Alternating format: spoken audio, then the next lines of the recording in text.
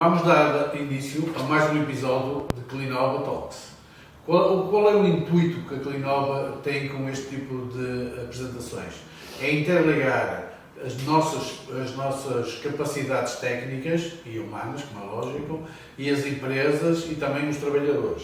E hoje o tema será a saúde ocupacional. Portanto, eu estou a trabalhar, digamos, em casa, é uma área que eu domino regularmente, todos os dias atuo nesta área da saúde ocupacional e vou tentar, com a minha colega Clara Matos, tentar fazer uma interligação entre saúde e segurança do trabalho e qual é o interesse desta interligação. Portanto, a saúde ocupacional, a base que vocês mais conhecem é as avaliações médicas, é a consulta médica. Essa consulta médica pode ser de admissão, pode ser feita de modo periódico ou pode ser por retorno ao trabalho.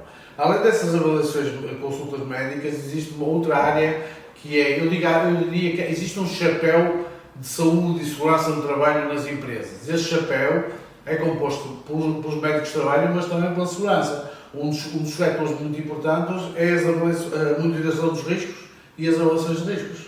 Sim, é muito importante a interação, a interligação entre estas duas áreas e muitas vezes, por exemplo, não sei se irias falar já, quando há, por exemplo, um acidente de trabalho, nós deparamos com uma situação que muitas vezes é importante fazer a comunicação com a saúde para tentar até verificar qual é o motivo que levou a esse acidente e se é necessário alguma situação em termos de saúde médica. E depois, a partir desses acidentes, do estudo desses acidentes, que cada acidente só obtém-se o relatório e iremos falar mais tarde, e depois desses relatórios fazemos ações de prevenção. Essas ações de prevenção, relacionadas com os acidentes de trabalho que estamos a falar aqui, são ações tais como detectar situações que podem causar acidente, por exemplo, uma escada que não tenha corrimão, uma escada que não tenha os degraus com piso antiderrapante. Todas essas situações são cruzadas entre a saúde, porque muitos acidentes de trabalho depois bem cair na saúde e na segurança, como é importante. Um dos setores em que a saúde e a segurança também está muito interligada é a ergonomia do trabalho. Eu visito muitos postos de trabalho, a segurança também, e muitas vezes tentamos detectar, e eu detecto na parte da saúde se a postura e a posição e os movimentos que as pessoas estão a executar na sua tarefa podem causar dano, e a segurança também atua a nível do posto de trabalho, não é? Exatamente. Portanto, quando nós fazemos qualquer tipo de serviço no âmbito da segurança, mesmo até avaliações de risco, é muito importante fazer esta verificação, esta análise, para ver se cada colaborador está a executar a sua tarefa, a sua função, de modo a evitar esse acidente ou essa lesão.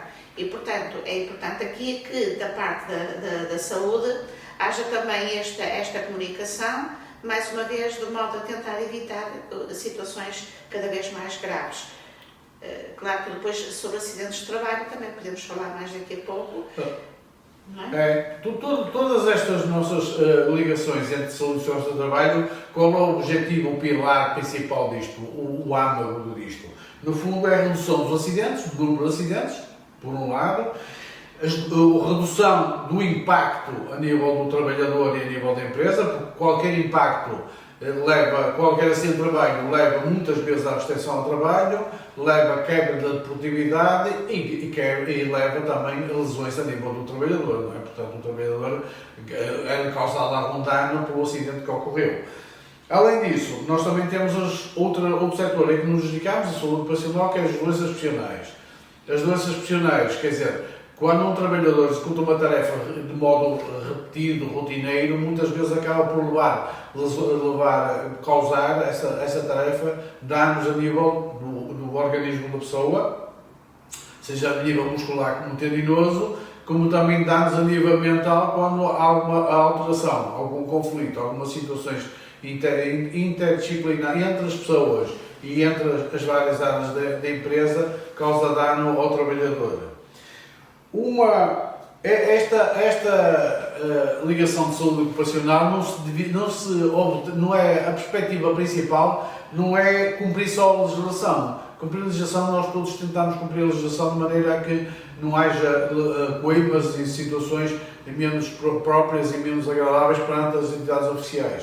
Quem rege este trabalho é, no caso da saúde ocupacional, é a DGS, no caso da segurança é o ACT. Portanto, tanto a saúde como o ACT e a DGS estão muito interligadas, existe o departamento da DGS de saúde ocupacional e o ACT trata da segurança do trabalho. É importante esta situação da ligação, quer saber, esta ligação nos serviços da empresa entre saúde e segurança também se reflete a nível das entidades oficiais. Existe ligação entre a segurança do trabalho e a saúde e a DGS, saúde ocupacional.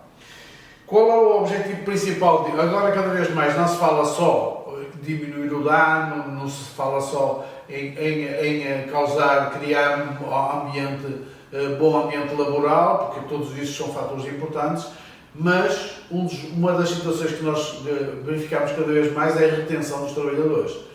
Todas estas áreas, uma saúde ocupacional otimizada e uma segurança do trabalho otimizada e um bom ambiente laboral, em que os recursos humanos, a direção da empresa e a segurança no trabalho e a saúde no trabalho, se estiverem bem interligados, nós conseguimos fazer uma boa retenção dos trabalhadores. O que é que eu entendo por retenção?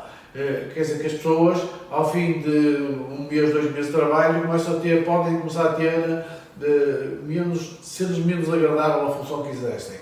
E então, a saúde, muitas vezes, através do exame médico, detecta que existe uma certa incomodidade dos trabalhadores da empresa e muitas vezes transmite essa informação de modo, digamos, formal ou de modo não especificando quem é que nos deu a informação, porque a consulta de trabalho é sigilosa e nunca faremos uma transmissão direta dessa informação, mas transmitimos essa incomodidade dos trabalhadores à entidade patronal e aos recursos humanos no sentido de que possamos melhorar, possamos corrigir a situação que está a causar esta situação. E então, nós queremos locais saudáveis e queremos locais seguros, não é?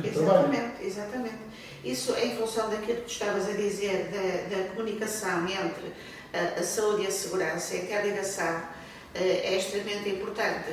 Claro que a grande maioria das empresas já tem os serviços que são prestados pela mesma empresa. No entanto, ainda pontualmente ainda existem empresas que têm os serviços separados. Realmente isso não faz muito sentido, porque então as coisas acabam por, aquilo que estávamos aqui a dizer, não vai ser positivo, não vai ser favorável, porque ao fazer os exames médicos, ao mesmo tempo não está a ter conhecimento quais são as funções e quais são os riscos de um determinado trabalhador num determinado local, e isso vai afetar, portanto, acaba por ser serviços completamente distanciados e que não permite esta colaboração entre os dois. Nomeadamente, por exemplo, a nível do relatório único, é a mesma coisa. O relatório único, o anexo D, que relaciona-se com as duas áreas, é muito mais importante fazer uma empresa ter os dois serviços, mesmo até para o preenchimento desse anexo D do relatório. Quando as empresas estão separadas, acaba por ser muito mais complexo, acabam por colocar os riscos que não são conhecidos, não chegou essa informação ao médico do trabalho e, portanto, fica muito aquém daquilo que se pretende e daquilo que a lei exige. Uma das coisas que também gostaria de falar é alguns mitos que existem na saúde ocupacional. Um deles, que é o mais, digamos, o mais vulgar ou mais frequente, é que basta fazer um exame médico e fica tudo resolvido. Isto é um mito porque o exame médico, muitas vezes, no exame médico vai aparecer uma ficha de aptidão do trabalhador. A grande maioria delas estão aptos para a função, por isso é que elas estão a executar a função. Mas muitas vezes, nas recomendações ou mesmo nas contraindicações, o médico do trabalho mete lá nessa ficha de aptidão o que não deve executar. Eu posso dizer às pessoas, posso dizer à entidade patronal, neste caso, que o trabalhador não pode trabalhar, tem que por exemplo, é diabético, digamos, ou não ponho na ficha que é diabético, mas digo que o trabalhador tem que se alimentar 2 em 2 horas, 3 em 3 horas. E os recursos humanos são obrigados a a cumprir esse requisito. Eu posso dizer que o trabalhador deve alternar entre posição sentada e pé no período de trabalho, ou posso dizer que não deve trabalhar em posto de trabalho que exija trabalhar com os braços levantados em ascensão ou com os braços em carga mais de 5 ou 10 kg. Portanto, essa ficha de aptidão em que eu dever lá todos os condicionantes que o trabalhador tem para a função é extremamente importante para os recursos humanos poder interligar, tornar mais eficiente e menos danoso o trabalho que o trabalho, a função que o trabalhador está a executar. Mas isso só é possível se tiver o conhecimento sobre os riscos em termos de segurança. Portanto, lá está. Se a empresa não tem os dois serviços, isto acaba por ser uma lacuna muito grande. Portanto, o que estás a dizer é fundamental, mas para que isso seja escrito e que seja depois informado à empresa, é fundamental que ele saiba quais são os riscos no pós-trabalho para poder chegar a essa conclusão. E mesmo as boas práticas de saúde ocupacional leva o médico de trabalho, como já falámos em outros podcasts, o médico de trabalho, o responsável pela segurança e o responsável por recursos humanos, entre outros, a visitar o posto de trabalho e validar, muitas vezes não, na grande maioria das vezes, no posto de trabalho do funcionário está lá uma ficha em que diz os riscos e as condições que as pessoas têm para exercer aquela função. Essa ficha também é importante no sentido que nos permite detectar logo à partida que aquele trabalho é adequado ou não é adequado para o trabalhador.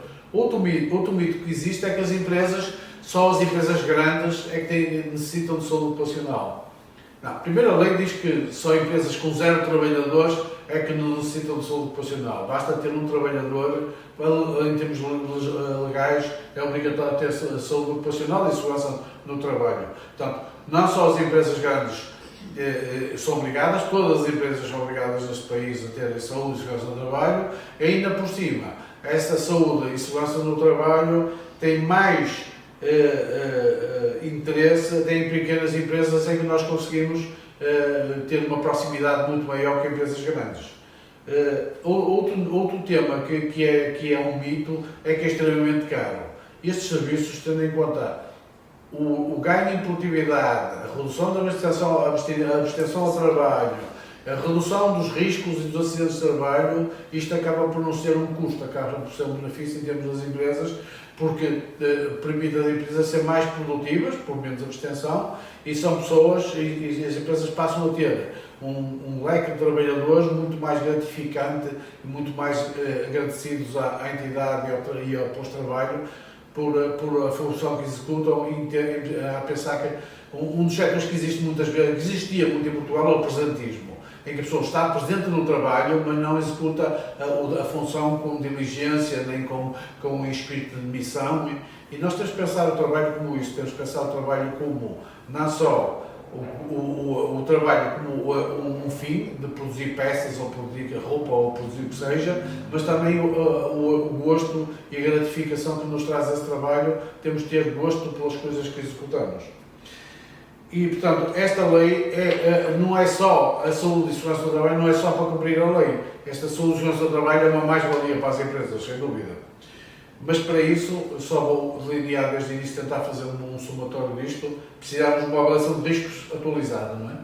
Exatamente. Nós, anualmente, nas nossas empresas, fazemos a avaliação de riscos, que deve ser, pelo menos, atualizada no final do ano, portanto, no final do ano, ou seja, anualmente, deve ser feita essa avaliação, até porque pode haver até novos postos de trabalho, pode haver até novos equipamentos, novas máquinas, que é necessário fazer a atualização, no sentido de identificar sempre quais são os riscos, quais são os perigos e quais são as medidas preventivas, e a partir daí é que é realizada então a avaliação. Portanto, este tipo de serviço é fundamental para que depois, na parte da saúde, seja uma mais-valia para depois, ao fazer o exame médico, ter esse conhecimento, quais são os riscos para o colaborador X ou para o colaborador Y.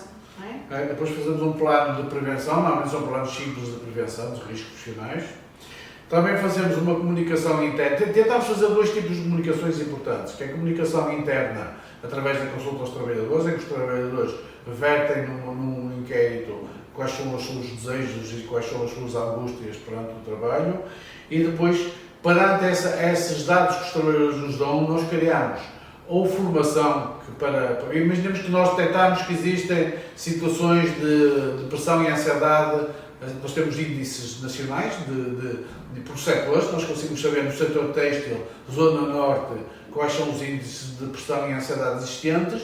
Nós cruzamos esses dados com o que nós obtemos na consulta aos trabalhadores ou noutros dados que nós obtemos na consulta médica e tentamos ver, imaginemos que detectamos ansiedade ou depressão acima do que é expectável para esta indústria. A partir daí criamos ações de formação. Essas afirmações vão agir neste âmbito, saúde mental, nomeadamente. Estamos cada vez mais a fazer formação na área da saúde mental. É extremamente importante porque nós perdemos muitos laços familiares, não é bem familiares, e sociais, digamos, em que existia a população portuguesa tinha fortes laços sociais que com o tempo se foi perdendo e agora esta formação de saúde mental veio dar resposta a isso para tentar com que os trabalhadores e as pessoas em si consigam reduzir a ansiedade, reduzir a depressão através de meios não farmacológicos. Através desta formação começamos a ser capacitados para lutar, para tentar minimizar ou reduzir o risco de doenças profissionais. Tentamos formar os trabalhadores. A formação dos trabalhadores pode ser no âmbito da saúde, nós muitas vezes formamos, por exemplo, no âmbito da obesidade, através do nutricionismo, na cessação tabágica, através de ações de formação diretamente nossa ou com a Liga Portuguesa contra o Cancro, mas também ações de formação na segurança. Sim, nós temos tido agora cada vez mais, solicitações nesse sentido. Por exemplo, até agora era só da saúde e segurança, agora já se vai diversificando.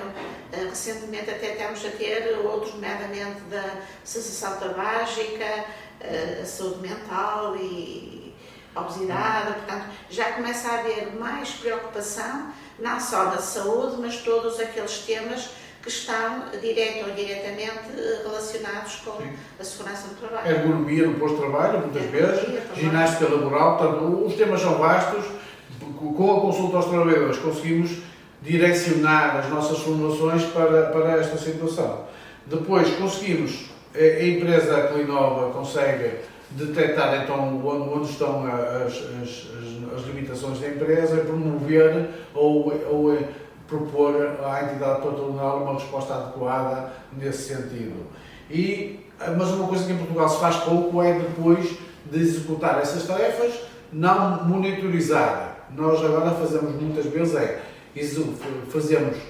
detectamos a limitação, a situação menos boa que está a ocorrer na empresa, agimos perante essa situação e depois vamos reavaliar. Em Portugal isto é quase essa métrica de reavaliar mais tarde e tentar perceber se o dano foi corrigido ou se o dano foi minimizado ou se nós podemos ter uma intervenção acessória e complementar a esta situação, não existia.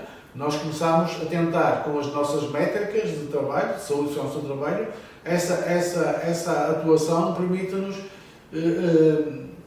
não sei como é que é de explicar, mas aritmeticamente ter uma versão estatística da situação em mesmo. De modo a tentar ver se realmente aquilo que foi feito foi válido e se houve uma alteração e uma melhoria nesse tema. Pois. Antes de terminar, eu gostaria de dizer então que este saúde ocupacional e segurança do trabalho não é um custo para a empresa, é um benefício e é um investimento em que eles investem diretamente nesta área, no sentido de que aumenta, ao reduzir a abstenção, aumenta a produtividade, acaba por ser uma mais-valia para a empresa e uma mais-valia para os trabalhadores, onde os trabalhadores de certeza dão benefício e reconhecem uma vantagem pessoal e social por estes serviços na empresa. Continuam-nos a seguir nas redes sociais, agradecemos imenso que vocês vejam os nossos podcasts e vamos tentar, caso desejem, podem nos enviar para clinova@gmail.com sugestões de futuros podcasts, nós teremos todo o gosto em dar resposta aos vossos desejos, à vossa sociedade. Podemos fazer uma consulta não aos trabalhadores, mas uma consulta aos nossos ouvintes, aos nossos, que possam direcionar futuros podcasts. Obrigadíssimo. Muito obrigada. Obrigado. E até sempre.